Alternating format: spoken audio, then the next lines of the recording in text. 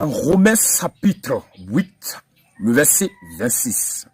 De même aussi que l'Esprit nous aide dans notre faiblesse. Quand nous ne savons pas ce qu'il nous convient de demander dans nos prières.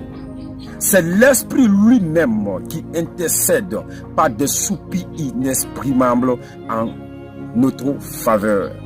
Ça veut dire que lorsque un chrétien prie, sans l'Esprit de Dieu, cette personne ne peut pas aller loin avec la prière. Lorsque nous prions en dehors du Saint-Esprit, cette prière ne peut pas être efficace. Cette prière ne peut pas aller loin. C'est pourquoi la Bible dit de même l'Esprit nous aide dans notre faiblesse, dans nos prières. Ça veut dire que dans la prière, il y a toujours une faiblesse qui se présente parce que nous avons un ennemi, le diable. Lorsque tu pries, il te distrait, il envoie des mauvaises pensées, des mauvaises connexions, des mauvaises réflexions. Mais si tu as l'Esprit de Dieu avec toi, tu commences la prière avec l'Esprit de Dieu. La Bible dit, nous ne savons pas ce qu'il nous convient de demander.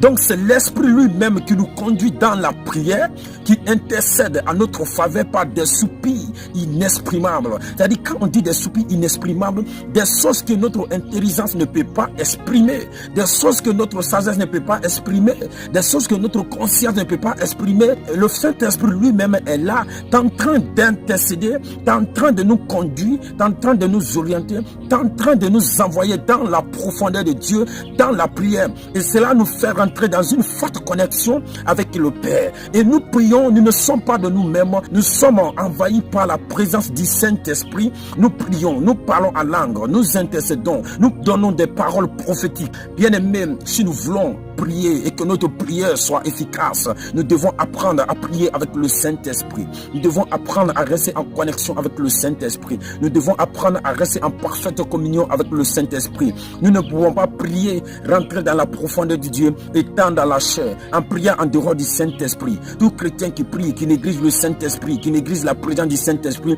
dans la prière, les prières ne peuvent pas être efficaces.